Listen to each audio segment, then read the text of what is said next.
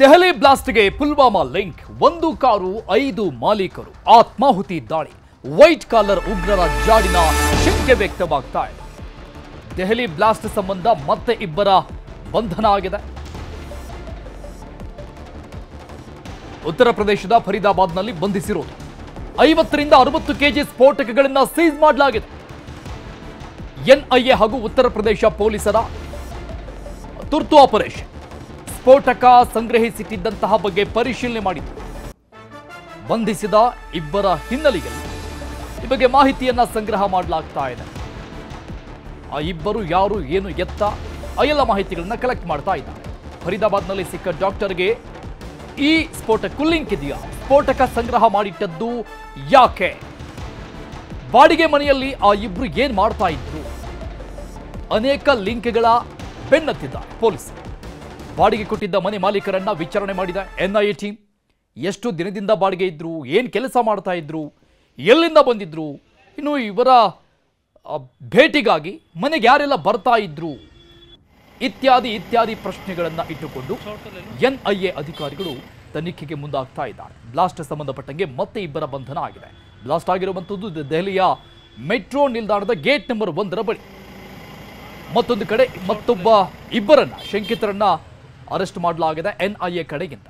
ಈ ಬ್ಲಾಸ್ಟ್ಗೂ ಅವರಿಬ್ಬರಿಗೂ ಏನಾದರೂ ಲಿಂಕ್ ಇದೆಯಾ? 50 ರಿಂದ 60 ಕೆಜಿ ಸ್ಫೋಟಕ ವಸ್ತುಗಳನ್ನು ಇವರು ಸಂಗ್ರಹ ಮಾಡಿಟ್ಟದ್ದು ಯಾಕೆ? ದೆಹಲಿಯ ಕೆಂಪುಕೋಟೆ ಬಳಿ ಬಾಂಬ್ ಸ್ಫೋಟ ಪ್ರಕರಣಕ್ಕೆ ಸಂಬಂಧಪಟ್ಟಂಗೆ ಕೇಂದ್ರ ಗೃಹ ಸಚಿವರಿಗೆ ಕರೆ ಮಾಡಿದ್ದಾರೆ ರಾಷ್ಟ್ರಪತಿ ದ್ರೌಪದಿ ಮುರ್ಮು. ದೇಶದಲ್ಲಿ ಕೈಗೊಂಡಿರುವಂತಹ ಕಟ್ಟೆಚ್ಚರದ ಬಗ್ಗೆ ಮಾಹಿತಿ ಕೇಳುವುದಕ್ಕಾಗಿ ಕರೆ ಮಾಡಿದ್ದಾರೆ ರಾಷ್ಟ್ರಪತಿಯವರು. ಕೇಂದ್ರ ಗೃಹ ಸಚಿವ ಅಮಿತ್ ಶಾ ಅವರಿಗೆ ಏನೇನು ಕ್ರಮಗಳನ್ನು ಕೈಗೊಳ್ಳಲಾಗಿದೆ? ಯಾಕಂದ್ರೆ ಇಡೀ ದೇಶವೇ ಬೆಚ್ಚಿ ಬಿದ್ದಂತಹ ಅತಿ ದೊಡ್ಡ ಪ್ರಕರಣ ಇದು, ಬಾಂಬ್ ಬ್ಲಾಸ್ಟ್ ಪ್ರಕರಣ. ಹೀಗಾಗಿ ದೆಹಲಿ ಅಷ್ಟೇ ಅಲ್ಲದೇನೆ ದೇಶದ ಪ್ರಮುಖ ಎಲ್ಲ ಕೇಂದ್ರದಲ್ಲೂ ಕೂಡ ಜನ ಬೆಚ್ಚಿ ಬಿದ್ದಿದ್ದಾರೆ. ಯಾಕಂದ್ರೆ ಎನಿ ಟೈಮ್ 24/7 ಯಾವಾಗಲೂ ಕೂಡ ಟೈಟ್ ಸೆಕ್ಯೂರಿಟಿ ಇರುವಂತಹ ಜಾಗ ದೆಹಲಿಯ ಕೆಂಪುಕೋಟೆ, ರೆಡ್ ಫೋರ್ಟ್. ಅಲ್ಲಿನೇ ಇಷ್ಟು ದೊಡ್ಡ ಮಟ್ಟದ ಬ್ಲಾಸ್ಟ್ ಆಗಿದೆ ಅಂತ ಇದ್ರೆ ಬೇರೆ ಬೇರೆ ಜಾಗಗಳ ಸ್ಥಿತಿಗತಿ ಹೇಗಿರುತ್ತೆ, ಆ ಬಗ್ಗೆ ಏನೆಲ್ಲ ಕ್ರಮಗಳನ್ನು ತೆಗೆದುಕೊಳ್ಳಲಾಗಿದೆ ಅನ್ನುವಂತಹ ಮಾಹಿತಿ ಸಂಗ್ರಹಣೆಗಾಗಿ ರಾಷ್ಟ್ರಪತಿ ದ್ರೌಪದಿ ಮುರ್ಮು ಅವರು ಕೇಂದ್ರ ಗೃಹ ಸಚಿವ ಅಮಿತ್ ಶಾ ಅವರಿಗೆ ಕರೆ ಮಾಡಿ ಮಾಹಿತಿಯನ್ನ ತಿಳಿದುಕೊಂಡಿದ್ದಾರೆ. ಏನೇನು ಕ್ರಮಗಳನ್ನು ತೆಗೆದುಕೊಳ್ಳಲಾಗ್ತಾ ಇದೆ, ಎಲ್ಲೆಲ್ಲಿ ಕಟ್ಟೆಚ್ಚರ ವಹಿಸಲಾಗಿದೆ, ಇನ್ನು ಈ ಘಟನೆ, ಈ ಬಾಂಬ್ ಬ್ಲಾಸ್ಟ್ ಏನಿದೆ ಇದರ ಹಿಂದಿನ ಮಾಹಿತಿ ಏನು, ಬ್ಲಾಸ್ಟ್ ಆಗಿದ್ದಕ್ಕೆ ಕಾರಣ ಏನು, ಬ್ಲಾಸ್ಟ್ನ ಹಿಂದಿರುವಂತಹ ಭಯೋತ್ಪಾದಕರು ಯಾರು, ಏನು ಇತ್ಯಾದಿ ಮಾಹಿತಿಗಳನ್ನು ತಿಳಿದುಕೊಳ್ಳೋದಕ್ಕೆ ರಾಷ್ಟ್ರಪತಿ ಅವರು ಕೇಂದ್ರ ಗೃಹ ಸಚಿವರಿಗೆ ಕರೆ ಮಾಡಿದರು. ಒಂದು ಕಡೆ ಈ ಒಂದು ಬ್ಲಾಸ್ಟ್ನ ನಂತರದಲ್ಲಿ ಇಡೀ ದೆಹಲಿನೇ ನಡುಗ್ತಾ ಇದೆ. ಯಾಕಂದ್ರೆ ಬ್ಲಾಸ್ಟ್ ಆಗಿರುವಂತಹ ಜಾಗ ಅಷ್ಟು ಇಂಪಾರ್ಟೆಂಟ್ ಆಗಿರೋದು. ರೆಡ್ ಫೋರ್ಟ್ ಭಾರತದ ಐತಿಹಾಸಿಕ ಕುರುಹು. ಕೆಂಪುಕೋಟೆಯ ಮುಂದಿರುವಂತಹ ಆವರಣದಲ್ಲಿ ಈ ಒಂದು ಬ್ಲಾಸ್ಟ್ ಸಂಭವಿಸಿರೋದು 6:52 ನಿನ್ನೆ ಸಂಜೆ.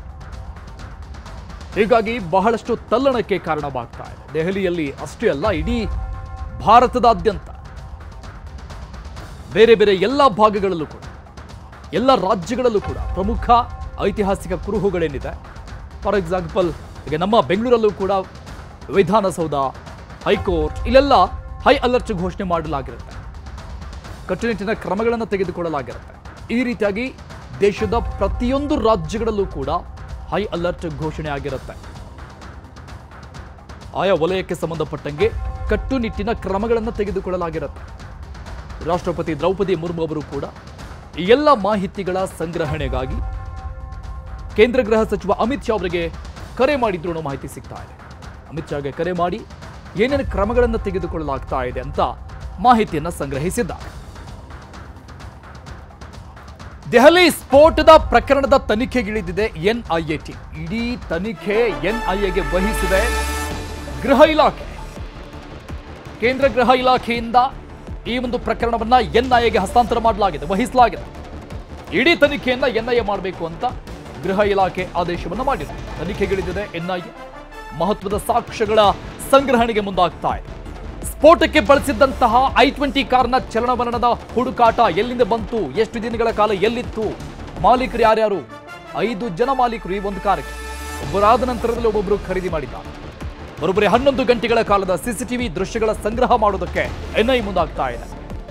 i20 ಕಾರು ಎಲ್ಲಿಂದ ಬಂತು, ಎಲ್ಲೆಲ್ಲಿ ಓಡಾಡಿತ್ತು, ಎಸ್ಪೆಷಲಿ ದೆಹಲಿಯಲ್ಲಿ 100 ಸಿಸಿಟಿವಿ ಫುಟೇಜಸ್ ಸಂಗ್ರಹ ಮಾಡೋದಕ್ಕೆ ಮುಂದಾಗ್ತಾ ಇದೆ. 200ಕ್ಕೂ ಹೆಚ್ಚು ತನಿಖಾಧಿಕಾರಿಗಳು ಈ ಒಂದು ಪ್ರಕರಣದ ತನಿಖೆಗೆ ಇಳಿದಿದ್ದಾರೆ. 200ಕ್ಕೂ ಹೆಚ್ಚು ಎನ್ಐಎ ಅಧಿಕಾರಿಗಳು ತನಿಖೆಯ ಭಾಗವಾಗಿದ್ದಾರೆ. 100 ಸಿಸಿಟಿವಿ ದೃಶ್ಯಗಳ ಪರಿಶೀಲನೆಗೆ ಮುಂದಾಗ್ತಾ ಇರೋದು. ಅದಕ್ಕಿಂತ ಹೆಚ್ಚಿಗೆ ಆಗುತ್ತೆ. ಯಾಕಂದ್ರೆ 11 ಗಂಟೆಗಳ ಕಾಲದ ಸಿಸಿಟಿವಿ ದೃಶ್ಯಗಳ ಸಂಗ್ರಹ ಮತ್ತು ಪರಿಶೀಲನೆಗೆ ಮುಂದಾಗ್ತಾ ಇದೆ. ನಿನ್ನೆ ಸಂಜೆ ಆಲ್ಮೋಸ್ಟ್ 7 ಗಂಟೆ 6:52ಕ್ಕೆ ಬ್ಲಾಸ್ಟ್ ಸಂಭವಿಸಿರೋದು. ಅಲ್ಲಿಂದ ಹಿಂದಿನ 11 ಗಂಟೆಗಳ ಕಾಲ ಈ ಕಾರು ಎಲ್ಲೆಲ್ಲಿ ಓಡಾಡಿತ್ತು, ದೆಹಲಿಯಲ್ಲಿ ಯಾವ ಯಾವ ಭಾಗದಲ್ಲಿ ಪಾರ್ಕ್ ಮಾಡಲಾಗಿತ್ತು, ಯಾರ್ಯಾರು ಇದನ್ನ ಕಾರನ್ನು ಓಡಿಸಿದ್ರು, ಫೈನಲಿ ಬ್ಲಾಸ್ಟ್ ಆದಂತ ಜಾಗದಲ್ಲಿ ತಂದಂತ ವ್ಯಕ್ತಿನೇ ಮೊದಲಿಂದಲೂ ಈ ಕಾರನ್ನು ಓಡಿಸಿರೋದ, ಇನ್ನಿತರೆ ಮಾಹಿತಿಗಳನ್ನ ಸಂಗ್ರಹಣೆ ಮಾಡೋದಕ್ಕೆ ಎನ್ಐಎ ಅಧಿಕಾರಿಗಳು ಸಿಸಿಟಿವಿ ಪರಿಶೀಲನೆಗೆ ಮುಂದಾಗ್ತಾ ಇದ್ದಾರೆ. ಅಥವಾ ಈ ಆತ್ಮಾಹುತಿ ದಾಳಿ ಏನ್ ಆಗಿದೆ ಅಂತ ಹೇಳಲಾಗ್ತಾ ಇದೆ. ಈ ಕಾರನ್ನ ಓಡಿಸಿರುವಂತ ಡ್ರೈವರ್ಗೆ ಬೇರೆ ಯಾರಾದ್ರೂ ಬಂದು ಕಾರನ್ನ ಹಸ್ತಾಂತರ ಮಾಡಿ ಹೋದ್ರ, ಕಾರಿನಲ್ಲಿ ಬಾಂಬ್ ಇಟ್ಟು ಆ ಕಾರನ್ನ ಈತನ ಕೈಗೆ ಏನಾದ್ರೂ ಕೊಟ್ಟು ಹೋದ್ರ, ಅನೇಕ ಪ್ರಶ್ನೆಗಳು ಸಹಜವಾಗಿದ್ದೆ. ಹೀಗಾಗಿ ಎನ್ಐಎ ಅಧಿಕಾರಿಗಳಿಂದ ತನಿಖೆ ಮುಂದುವರಿತಾ ಇದೆ. ಸಿಸಿಟಿವಿ ದೃಶ್ಯಗಳ ಸಂಗ್ರಹ, ಪ್ರಾಥಮಿಕವಾಗಿ ಬೇಸಿಕ್ ಆಗಿ ಏನೇನು ಮಾಹಿತಿಗಳು ಬೇಕು ಆ ಎಲ್ಲ ಮಾಹಿತಿಯ ಸಂಗ್ರಹಣೆಗಾಗಿ ತನಿಖಾಧಿಕಾರಿಗಳು ಮುಂದಾಗ್ತಾ ಇದ್ದಾರೆ. 200ಕ್ಕೂ ಹೆಚ್ಚು ಜನ ತನಿಖಾಧಿಕಾರಿಗಳು ಶೋಧ ಕಾರ್ಯಾಚರಣೆಗೆ ಮುಂದಾಗ್ತಾ ಇದೆ. ಮತ್ತಿಬ್ಬರನ್ನ ಬಂಧನ ಮಾಡಲಾಗಿದೆ ಅನ್ನುವಂಥ ಮಾಹಿತಿ ಸಿಗ್ತಾ ಇದೆ. i20 ಕಾರು ಎಲ್ಲಿಂದ ಬಂತು, ಎಲ್ಲೆಲ್ಲಿ ಓಡಾಡಿತ್ತು, ಆ ಕಾರ್ನ ಮಾಲೀಕರು ಯಾರ್ಯಾರಾಗಿದ್ರು, ಆ ಕಾರ್ನ ರಿಜಿಸ್ಟ್ರೇಷನ್ ಯಾವಾಗ ಆಗಿತ್ತು, ಆ ಎಲ್ಲ ಮಾಹಿತಿಗಳನ್ನು ಈಗಾಗಲೇ ಅಧಿಕಾರಿಗಳು ತೆಗೆದುಕೊಂಡಿದ್ದಾರೆ. ದೆಹಲಿಯಲ್ಲಿ ಇದು ಎಲ್ಲೆಲ್ಲಿ ಓಡಾಡಿತ್ತು ಕಾರು ಅನ್ನುವಂಥ ಮಾಹಿತಿಗೆ ಈಗ ಮುಂದಾಗ್ತಾ ಇದೆ.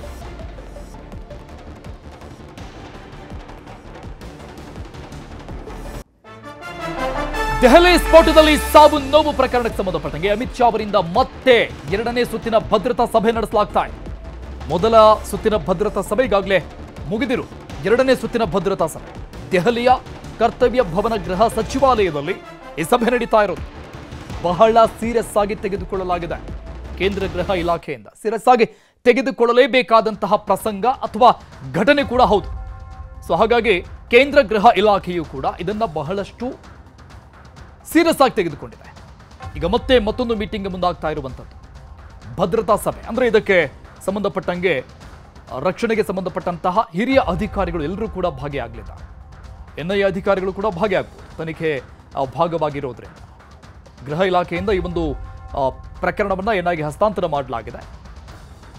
ತನಿಖೆ ಹೇಗೆ, ಬ್ಲಾಸ್ಟ್ಗೆ ಕಾರಣ ಏನು, ಬ್ಲಾಸ್ಟ್ನ ಮಾದರಿ ಏನು, ಪುಲ್ವಾಮಾ ಅಟ್ಯಾಕ್ ರೀತಿಯಲ್ಲಿನೇ ಈ ಅಟ್ಯಾಕ್ ಅನ್ನುವಂಥದ್ದು ಕೂಡ ಹೇಳಲಾಗ್ತಾ ಇದೆ. ಬಾಂಬ್ ಬ್ಲಾಸ್ಟ್ ಮಾಡಿ ಸೈನಿಕರನ್ನ ಏನು ಹತ್ಯೆಗೈಲಾಯಿತು, ಆ ರೀತಿಯಾಗಿಯೇ ಈ ಒಂದು ಬ್ಲಾಸ್ಟ್ ಇದೆ ಅಂತ ಹೇಳಲಾಗ್ತಾ ಇದೆ. ಅದಕ್ಕೂ ಇದಕ್ಕೂ ಸಂಬಂಧ ಇದೆಯಾ, ಈ ಬ್ಲಾಸ್ಟ್ನ ಹಿಂದಿರುವಂತಹ ಸಂಘಟನೆ ಯಾವುದಿರಬಹುದು, ಅನೇಕ ಲೆಕ್ಕಾಚಾರಗಳು, ಪ್ರಶ್ನೆಗಳು ಎಲ್ಲ ಇದ್ದೇ ಇರುತ್ತೆ. ಈ ಕಾರಣಕ್ಕಾಗಿ ಈಗ ಮತ್ತೆ 2ನೇ ಸುತ್ತಿನ ಭದ್ರತಾ ಸಭೆ ದೆಹಲಿಯ ಕರ್ತವ್ಯ ಭವನ ಗೃಹ ಸಚಿವಾಲಯದಲ್ಲಿ ಸಭೆ ನಡೀತಾ ಇರೋದು. ಕೇಂದ್ರ ಗೃಹ ಸಚಿವ ಅಮಿತ್ ಶಾ ಅವರ ನೇತೃತ್ವದಲ್ಲಿ ದೆಹಲಿ ಸ್ಫೋಟದಲ್ಲಿ ಸಾವು ನೋವುಗಳು, ಎಷ್ಟೋ ಜನ ಇನ್ನೂ ಸಾವು ನೋವಿನ ಮಧ್ಯದಲ್ಲಿ ಹೋರಾಡ್ತಾ ಇದ್ದಾರೆ, ಆಸ್ಪತ್ರೆಯಲ್ಲಿ ಅಡ್ಮಿಟ್ ಆಗಿದ್ದಾರೆ. ಎನ್ಎಸ್ಜಿಯಿಂದ ಶೋಧ, ಎನ್ಐಎಗೆ ಪ್ರಕರಣದ ಹಸ್ತಾಂತರ ತನಿಖೆಗಾಗಿ ಮತ್ತೆ ಈ ಒಂದು ಪ್ರಕರಣದ ಹಿನ್ನೆಲೆಯಲ್ಲಿನೇ ಮತ್ತೊಂದು ಸಭೆ ನಡೀತಾ ಇರೋದು ಕೇಂದ್ರ ಗೃಹ ಸಚಿವರ ನೇತೃತ್ವದಲ್ಲಿ.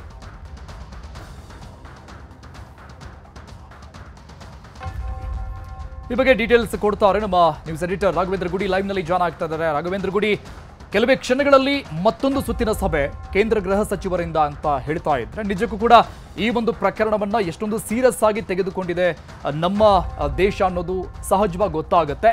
ಸೀರಿಯಸ್ ಆಗಿ ತೆಗೆದುಕೊಳ್ಳಲೇಬೇಕಾದಂತಹ ಘಟನೆ ಇದು.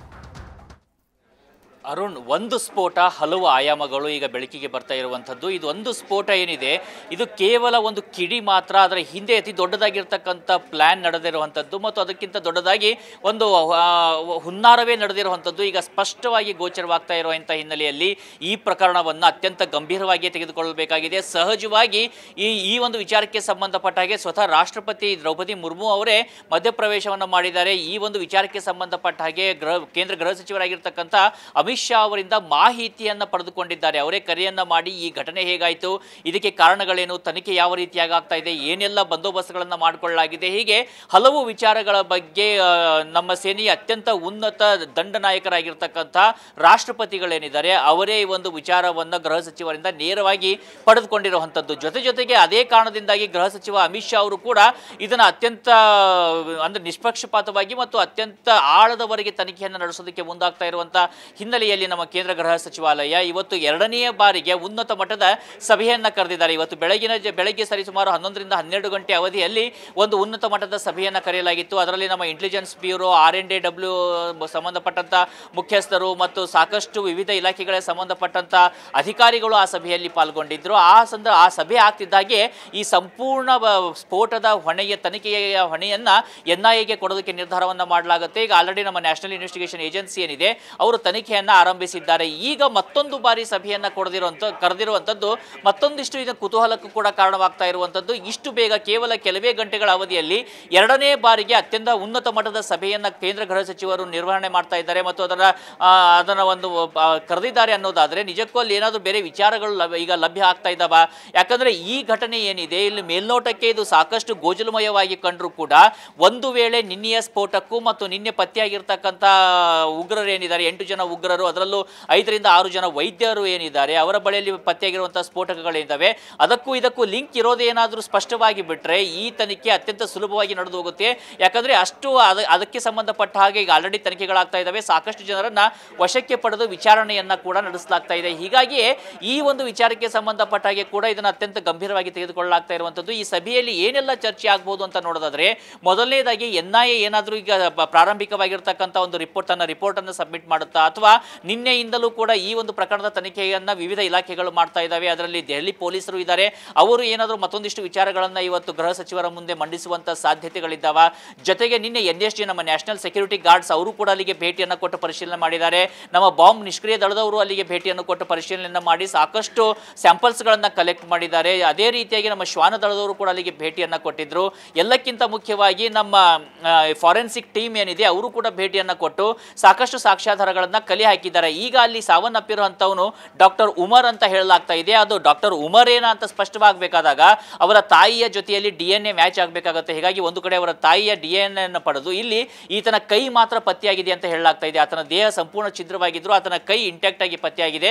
ಹೀಗಾಗಿ ಅದರಿಂದ DNA ಸ್ಯಾಂಪಲ್ ಅನ್ನು ತೆಗೆದು ಅವನೇನಾ ಇವನು ಅನ್ನುವಂಥ ನಿಟ್ಟಿನಲ್ಲೂ ಕೂಡ ಈಗ ತನಿಖೆ ನಡೆಸಲಾಗ್ತಾ ಇದೆ. ಹೀಗಾಗಿ ವಿಭಿನ್ನ ಆಯಾಮಗಳಿದ್ದಾವೆ, ವಿಭಿನ್ನ ರಾಜ್ಯಗಳಿಗೂ ಕೂಡ ಇದು ಪಸರಿಸುವಂಥ ಸಾಧ್ಯತೆ ಇದೆ. ಜೊತೆಗೆ ಮುಂಬರುವಂತಹ ದಿನಗಳಲ್ಲಿ ಮುಂಬರುವಂತಹ ಹಂತದಲ್ಲಿ ಅಂತಾರಾಷ್ಟ್ರೀಯ ಮಟ್ಟದ ದೇಶ ವಿರೋಧಿಗಳ ಕೈವಾಡ ಕೂಡ ಇದರಲ್ಲಿ ಇರೋದು ಸ್ಪಷ್ಟವಾಗ್ತಾ ಹೋಗುವಂಥ ಸಾಧ್ಯತೆಗಳು ಕೂಡ ದಟ್ಟವಾಗಿದ್ದಾವೆ. ಹೀಗಾಗಿ ಈ ಒಂದು ತನಿಖೆಯ ಹೊಣೆಯನ್ನು NIAಗೆ ವಹಿಸಿರುವಂಥದ್ದು. ಈಗ ನಮ್ಮ ಗೃಹ ಸಚಿವರಾಗಿರ್ತಕ್ಕಂಥ ಅಮಿತ್ ಶಾ ಅವರು ಈ ಸಭೆಯಲ್ಲಿ ಏನೆಲ್ಲ ಡಿಸ್ಕಷನ್ ಮಾಡ್ತಾರೆ, ಸಭೆಯ ನಂತರ ಏನೆಲ್ಲ ಮಾಹಿತಿಯನ್ನ ಮಾಧ್ಯಮದ ಮೂಲಕ ಜನರಿಗೆ ತಲುಪಿಸ್ತಾರೆ ಅನ್ನುವಂಥದ್ದನ್ನು ಕೂಡ ಕಾದು ನೋಡಬೇಕಾಗಿದೆ. ಅರುಣ್.